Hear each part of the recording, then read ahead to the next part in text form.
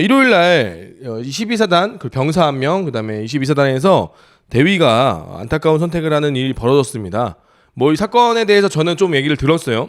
근데 이것이 뭐 정확히 뭐 개인 사생활로 그런 것이냐, 아니 부대 사정에서 그런 것이냐 여러 가지가 있는데, 일단 병사 관련된 이야기는 제가 좀 더 이제 알아보고 있는데, 이거는 복합적입니다. 이것도 개인적인 사정도 있고요, 부대적인 사정도 있고요. 자, 그리고 22사단도 좀 더 파악해 봐야겠지만 뭐 이것도 복합적인 거죠. 부대 영향이 아예 없다고 볼 수 없겠지만 뭐 개인적인 사정도 분명히 있었을 거고, 뭐 여러 가지 복합적인 사정이 다 있을 겁니다. 자, 그런데 이제 우리가 어느 순간 우리 군이 뭐 다 언론에 나올 필요는 없죠. 왜? 언론에 나오면 끝도 없거든요. 야, 하루 걸러 하루에 한 명씩 나오는데 언론에 감당이 될까요? 아마 이걸 다 내보내자면은 정말 우리 군이 어느 조직이냐, 이걸 언론에 다 내보내면 우리 군은요 그냥 세계 대한민국 최고의 자살률 1위 직장이 될 겁니다. 자살률 1위 직장 원탑일 거예요. 왜? 하루 걸러 하루 한 명씩 나오니까. 이틀 걸려 한 명, 일주일에 한두 명씩 나오니까 이게 그냥 1위입니다. 1위. 언론에 나오면 아마 감당이 안 될 거예요. 사실 이거 다 같이 모여서 다 같이 머리를 맞대봐야 되는 거거든요.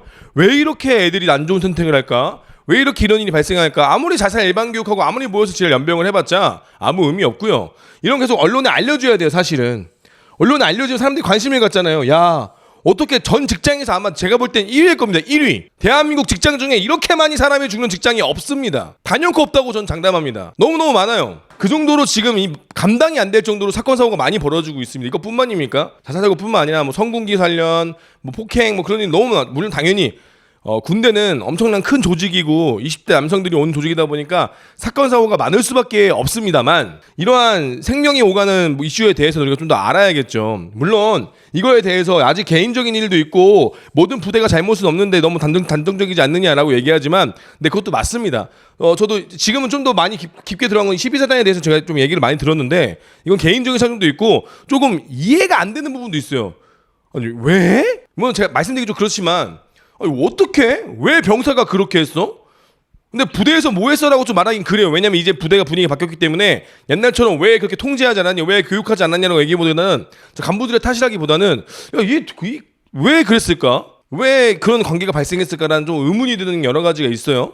이거는 뭐 12사단은 좀 더 나와봐야겠지만, 근데 뭐 여기서도 이 안에서도 부대의 문제는 조금은 있겠지만, 그걸로 인해서 간부들이 너무 막 징계받고 그런다면 좀 마음이 아플 것 같긴 합니다. 아무튼 이런 안 좋은 일들이 계속 벌어지고 있습니다. 근데 우리가 이게 언론은 안 알려주고 계속 보안이라는 말로 감추고 숨기고, 이제는 과거에는 그래도 부대에서 누군가 이런 안 좋은 선택이 발생되면은 옆부대로 전파가 됐고 어떠어떠한 이유로 이런 일이 발생했다고 전파가 됐거든요. 뭐 이게 뭐 개인적인 사정에서 의한 건지 유가족을 위해서 그런 건지 모르겠지만 이것이 전파가 요즘 잘 안 돼요. 얻기가 어려워졌어요, 정보를. 아니면 옛날에 언론에 뉴스에도 나왔는데, 언론에도 지금 통제가 잘 되어 있는데, 제 생각은 그렇습니다. 이거 그래요. 뭐 이런 일이 개인적인 의견이 개인적인 뭐 안 좋은 선택, 개인적인 걸로 인해서 선택을 할 수가 있죠. 근데 이 일들이 계속 벌어지고 있잖아요. 계속해서 벌어지고 있잖아요.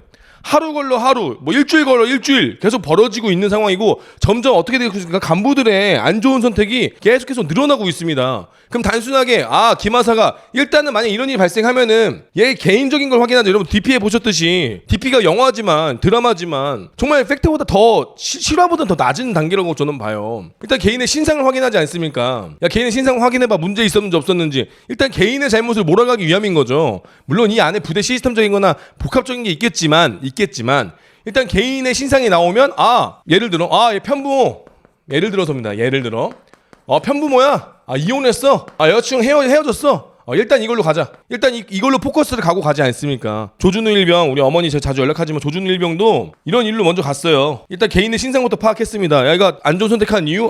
일단 개인 신상 파악해. 문제 있네. 여기 있었네. 해외에서 교육받고 왔구나. 해외에서 공부하다 왔구나. 부적응이네. 그래. 이걸로 가자. 이걸로 해서 수사를 마무리 졌습니다. 근데 알고 봤더니만 부대 내에서 부조리가 있었죠. 1년 뒤에 밝혀졌습니다. 1년 뒤에 아드님의 일기장에서 어머니가 일기장을 1년 뒤에 받았어요. 수사관한테. 근데 일기장 안에 아들이 부조리를 당하고 있던 내용들이 일기장 안에 그대로 적혀져 있었습니다. 근데 그거를 수사관들은 보지 않았죠. 왜? 이미 포커스가 잡혀져 있기 때문이죠. 얘가 죽은 이유는, 얘가 세상을 떠난 이유는 이런 이유야. 얘는 뭐 유학도 갔다 왔고 얘는 뭐 공부 해외에도 갔다 와가지고 한국에도 부적응했고 그리고 뭐 여자친구랑도 사이가 좀 안 좋았고 일단 포커스 잡으니까 아 그냥 이 친구 잘못 너의 잘못 그리고 1년 뒤에 수사관이 보내준 일기장 안에는 수많은 내용들이 적혀져 있었습니다. 그걸로 인해서 어머니는 스스로 아드님의 순직을 밝혀냈어요. 부대 부조리로 인해서 사망한 것으로. 자 일단 뭐 물론 지휘관들이 모든 걸 책임지면 안 되겠죠. 모든 걸 책임지면 안 됩니다. 그것도 저도 맞는 말인데 분명히 부대에서도 어떠한 영향력이 없진 않았을 거란 말이죠. 근데 이럴 때마다 다 우리가 부대 얘기를 해야겠냐? 그럼 부대가 마비되지 않겠느냐? 그것도 맞습니다. 그것도 맞는 말이에요. 참 어려운 일이에요. 선에 쓰기 참 어려운 내용인데 다 좋습니다. 오케이 여기까지. 저는 뭐 그걸 다 부대 잘못을 어떻게든 찾아가지고 지휘관을 징계하는 거 잘못된 거 아니냐? 네 당연히 그러면 안 되죠. 잘못된 겁니다. 그렇게 드러내지 않는데 마음을 다 볼 수 없는데 어떻게 우리가 다 알아내겠습니까? 근데 우리가 근본적인 원인을 좀 제거하려면 우리가 뭘 해야 됩니까? 근본적인 원인을 알려면 저는 제발 우리 군이 숨기지 않아야 된다고 생각해요. 모든 걸.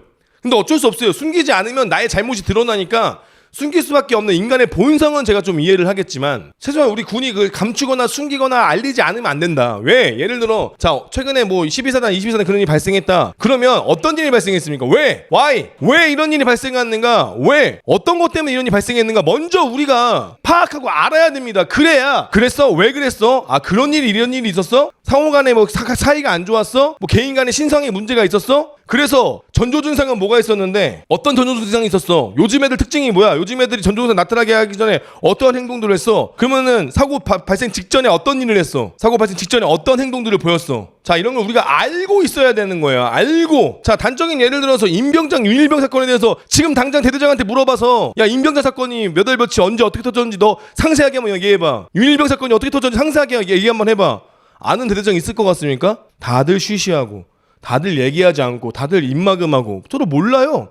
그러면 그 일이 또 안 일어버려집니까? 야 전술에도 북한군이 어떻게 쳐들어왔는지 어떻게 공격을 했는지 지금 뭐 하마스가 어떻게 공격하고 있는지 알아야 우리가 대비를 할 거 아니야. 우리 부대 관리라며. 부대 관리가 맨날 그냥 종이적을 해주면서 체크해라 자살 방지 예계 발견 교육하면 방지가 돼? 그걸로 교육이 된다고? 예명하고 있네. 이러한 사건들을 우리가 자꾸 수면 위로 들춰내서 물론 그게 다 들춰내서 누구 이름을 직접적으로 얘기하면 안 되겠지만 A상병, B상병, A대위, B대위 이런 식으로 해서 이 사건을 자꾸 교육자료로 만들어서 우리가 스스로 알고 있어야 돼요. 자꾸 근데 우리는 얘기 안 하잖아요. 왜 자꾸 숨기잖아요. 쉬쉬하고 너네만 알아야 되고 이건 비밀사항이고 보안사항이고 물론 뭐 유가족을 위해서 그럴 수도 있겠지만 나중에 시간이 지나고 나서 이 사건에 대해서 우리가 자꾸 수면 위에 떠올려서 이런 사건 사고 교육 계속 알려주고 계속 이런 일이 벌어지면 안 된다고 워게임을 해야 된다고 머릿속에 전술만 워게임 하는 게 아니라 전술도 워게임도 개판이긴 하지만 자 지휘관으로서 중대장을 가는 고군만에 있는 지휘관으로서 소대장으로서 대대장으로서 당신이 이런 일이 발생했다. 병력이 어떤 일이 발생했습니다. 이럴 때 어떻게 부대 관리해야 되는 건가요? 이러이러한 사례가 있었습니다. A, B, C, D 사례가 있습니다. 이런 일이 발생하면 우리는 어떻게 이 친구를 케어해야 되고 이 친구 어떻게 상담해야 되나요? 이런 수많은 사건 사고에 대해서 우리가 교육하고 인지하고 알고 있어야 된다고. 왜? 나는 그러지 않았을까? 나는 이런 지휘를 하지 않았을까? 반성하게 되고 되게 들여다보게 되고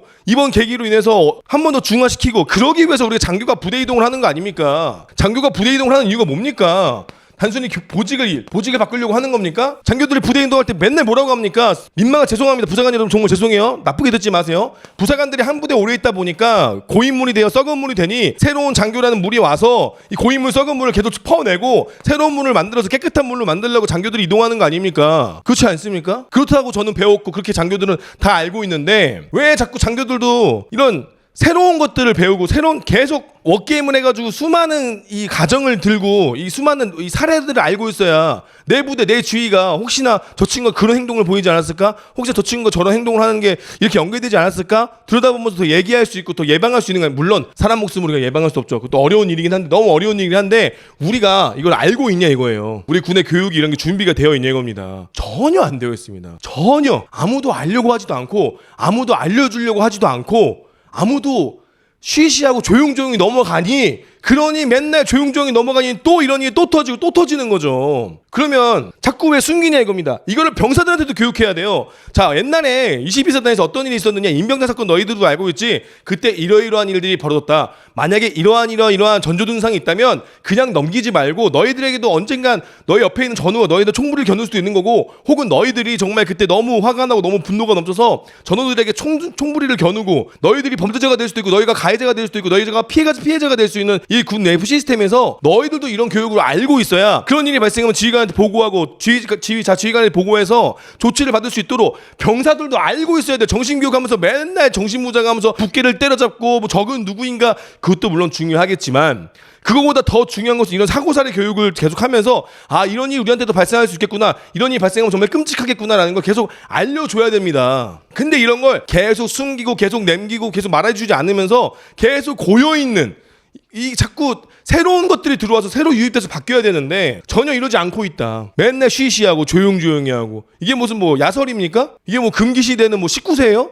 다 성이 넘었잖아. 그리고 이걸 왜 자꾸 숨기냐 이겁니다. 들춰내서 다시는 이러지 않도록 사고사리 전파하기 원래 했잖아요. 지금까지 전파해서 이런 일이 벌어지지 않도록 지휘관들이 알고 있지 않았습니까? 이런 일이 발생했구나, 옆 부대에서 우리 부대에서 이런 일이 벌어지지 않도록 좀 더 고민 한번 해보자, 좀 더 생각 한번 해보자라고 해야 되는 거 아니겠습니까? 그런 일들 과연 우리가 지금 하고 있는가? 전혀 그렇지 않고 있다. 괜히 그런 거 말하면 야 그런 얘기 왜 하냐 쉬쉬하고 그러면 안 됩니다. 최소한 중대장급, 최소한 지휘관급들은 이런 걸 다 알고 교육을 받아야 되고, 행정보호관들도 알고 있어야 되고요.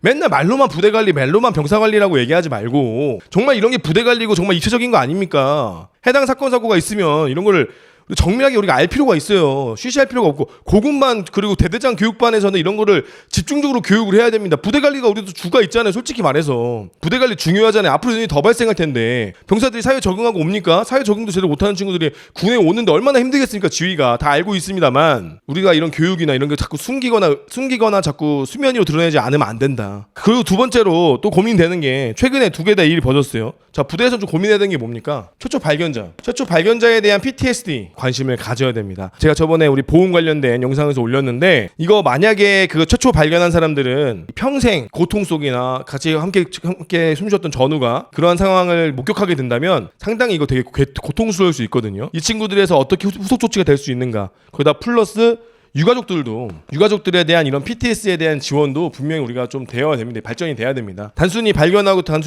그냥 세상을 떠나간 사람만 생각하는 것이 아니라 그거를 발견하고 같이 근무했던 그런 사람들에 대한 이런 PTSD 관련해서도 우리가 좀 더 고민을 한번 해봐야 된다. 다시 또 본론적인 얘기로 들어가면 병사들은 징병으로 오지 않았습니까? 그래서 정말 병사들의 입장에서 정말 너무 힘들 것 같아요. 내가 원하지 않는 곳에, 원하지 않는 공간에, 원하지 않는 사람들과 이 공간에 있다는 것 자체가 정말 이 숨도 못 쉴 만큼 너무나 고통스럽고 너무나 힘든 상황인 거죠. 근데 앞으로 더 힘들어질 거예요. 더 심각해질 거고.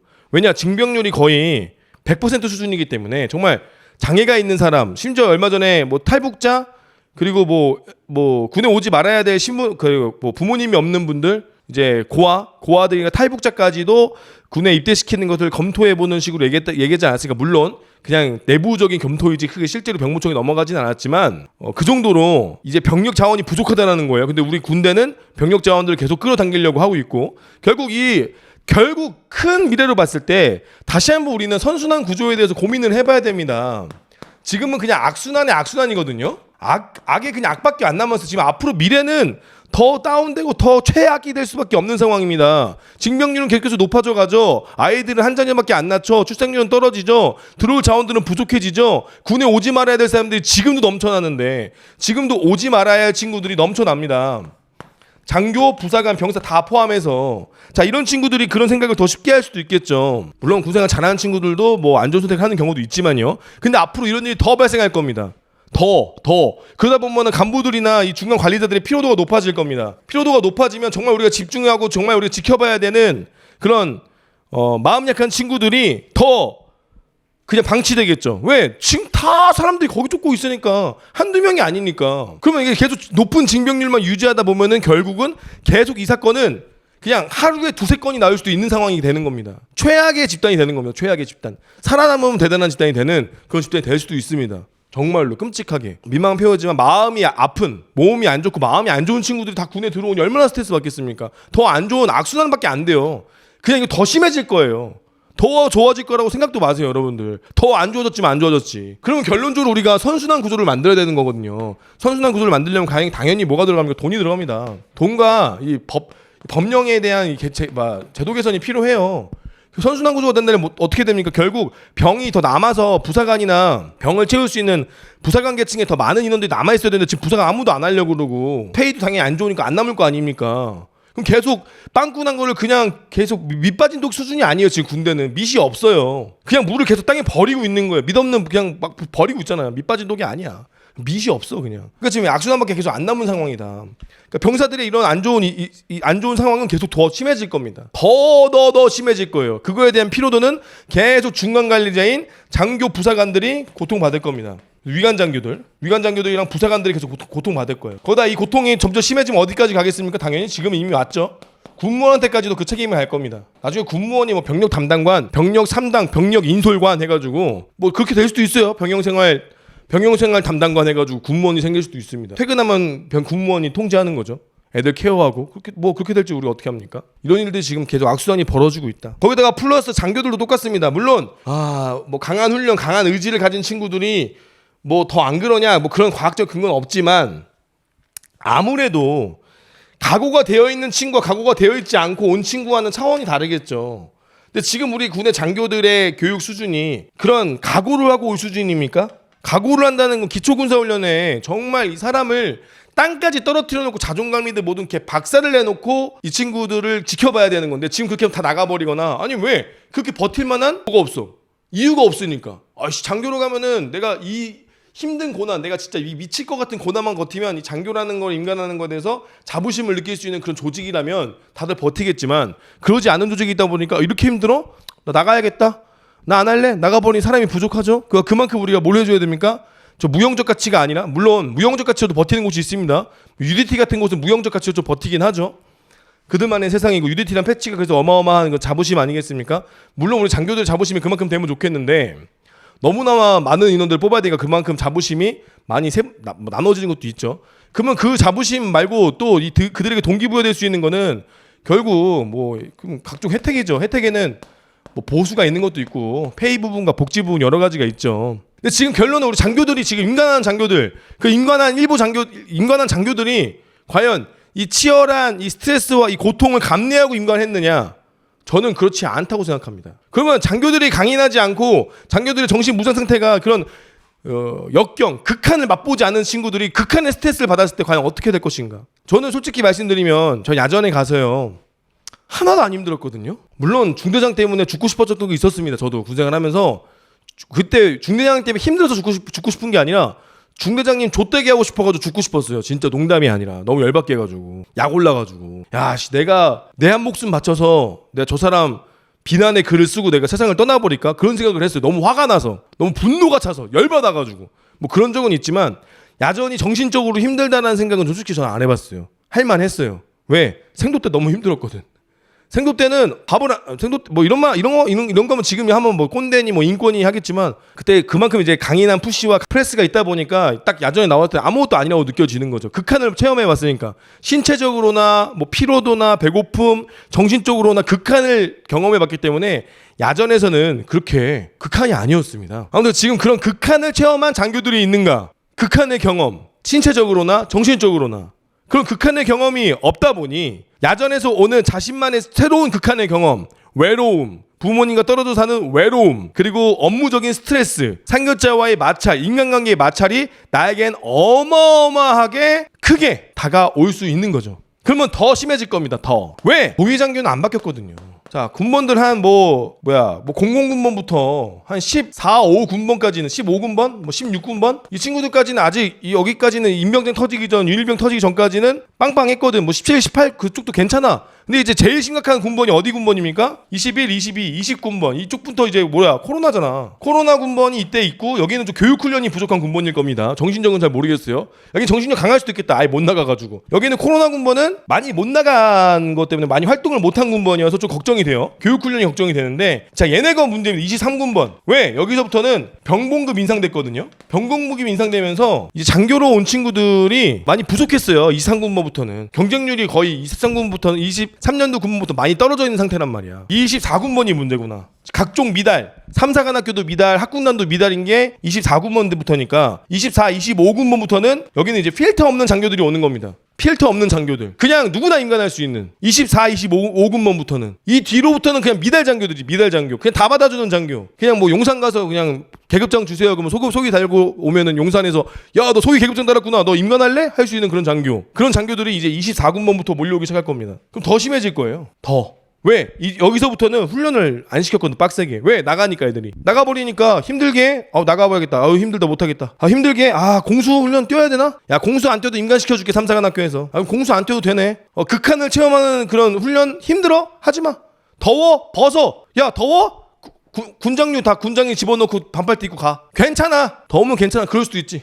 힘들지? 훈련 줄여. 너네 지휘관 시간 늘려줄게. 학군단 맞지니네? 사격훈련 3학년 때 힘들어? 4학년 때 해. 괜찮아. 한 번만 하면 되지. 임관하기 전에 사격 총만 쏠 줄 알면 되지. 씨발 야전 가서 하면 되지. 그게 누구 마인드야? 학군단 마인드잖아 지금. 학군단 마인드잖아. 너 사격 한 번밖에 안 하잖아. 할 말 있어? 팩트인데? 야전 가서 배우면 된다고 니네 얘기하잖아. 야전에서 이제 사격장 가면은 소위들이 뭐 사격을 배우는 줄 아니? 사격을 통제하는 사람이지? 그냥 끝났어. 여기부터 그냥 끝난 거야. 그럼 이런 친구들이 이제 새로운 극한의 스트레스, 야전에 가면 극한의 스트레스 봅니까 안 봅니까? 당연히 보죠. 왜?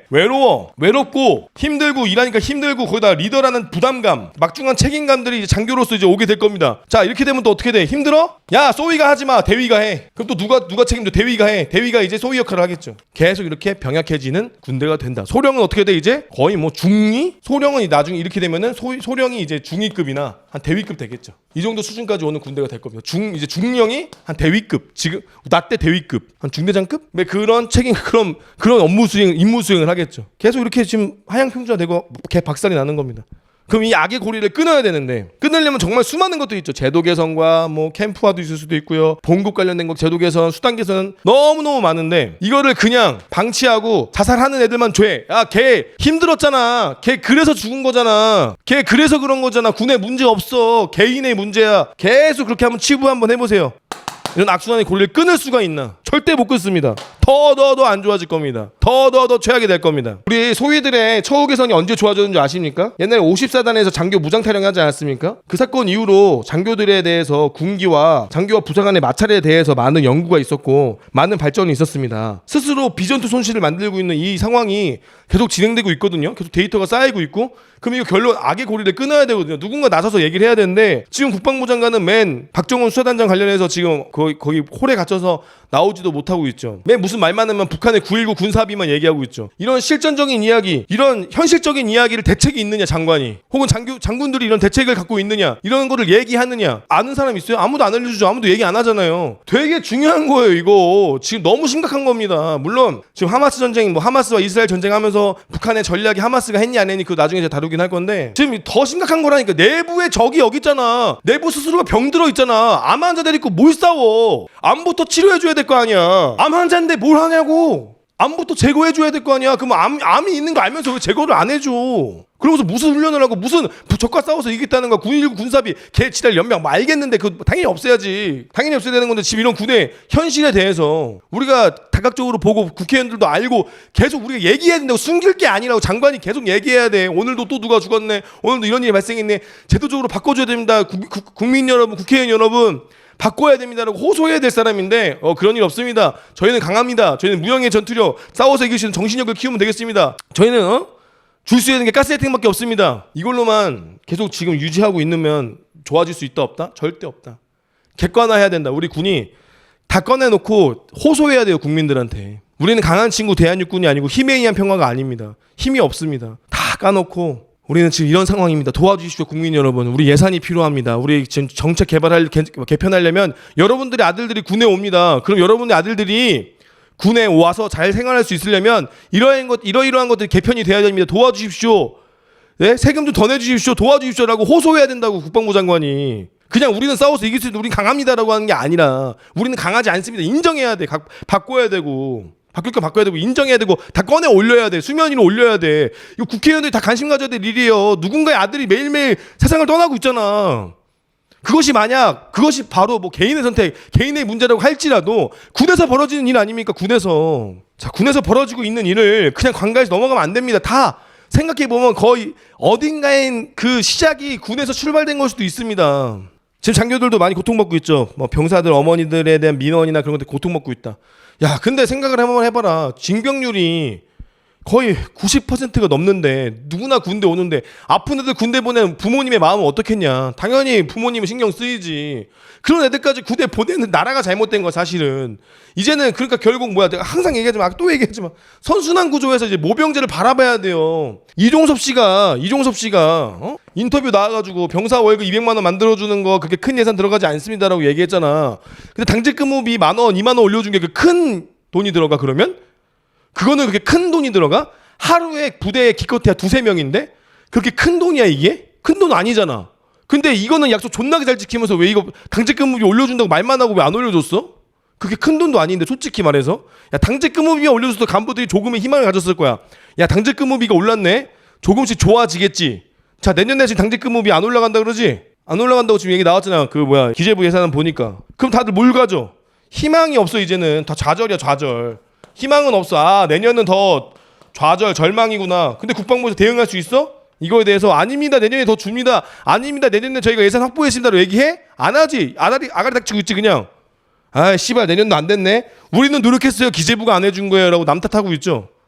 맞습니다. 그 남 탓도 맞는데 기재부가 안 해준 것도 있는데 결국 뭐 병사봉급 200만 원 올려준 거 이종섭이가 했잖아. 그 이 돈 어디서 나오는데? 다 국방부 예산에서 나오는 거 아니야? 그럼 조금만 밸런스, 그러니까 이 순수하게 표파리로만 표퓰리즘으로만 봉급 주는 게 아니라 표퓰리즘이잖아. 그렇게 좌파 새끼들이 표퓰리즘하고 뭐 공산당 빨갱이라고 외친 새끼들이 표퓰리즘 한다고 돈 퍼줘가지고 청년들 막 게으르게 만든다고 하는 우파라는 사람들이 결국 표퓰리즘이고 정말 필요하고 정말 필요한 예산에는 반영하지 않았잖아. 이게 표퓰리즘이지. 어디서 표퓰리즘 얘기하고 있어 니 따위가. 당신들이 표퓰리즘 했으면서. 말 같지도 않은 소리죠 정섭이 형. 이 화월 280만 원 어디 박정훈 대령 얘기해놓고 빤스런하고 도망가고 말이야. 장관이란 아유 사람 아이고 내가 그렇게 사니 나는 진짜 아유 진짜 창피하다 창피해. 좋겠다 육군사관학교 니네 선배라서 새끼들아. 괜히 육사 한번 지랄 한번 해봅니다. 미안하다 육사 애들아. 좋겠다 안 나오면 차 들어간다 붕짜자 붕짜. 좋겠다 육군사관학교 니네 선배들. 야 잘 나간다 잘 나가. 하나님 까불지 마. 문강훈이 역사 딱 옆에서 보죠. 문재인은 문건이 킨 악마입니다 하면서 안 내려오면 쳐 들어간다 붕짜자 붕짜 하는 뭐 장관님 좋겠다 좋겠어. 니네 선배들 진짜 멋있다. 그래도 잘하고. 야 신원식 장관 요번에 그 청문회인가 뭐 나왔는데 눈가리가 왜 그러냐? 완전 악마의 눈가리던데? 사람 인상이 바뀌었어. 신원식 장관 검색 한번 해봐. 뉴스에 나온 거. 인상이 바뀌어. 사람이 인상이 되게 막 약간 진짜 얼굴이 악마처럼 해야 돼. 악마처럼. 시간이 지나봐라. 하늘을 가릴 수 있나? 언젠간 이 역사는 당신들을 심판하리라. 이 시대의 역적 발언과 시대의 이런 행동들은 나중에 후대가 당신들을 분명히 기억하고 처단할 것이야.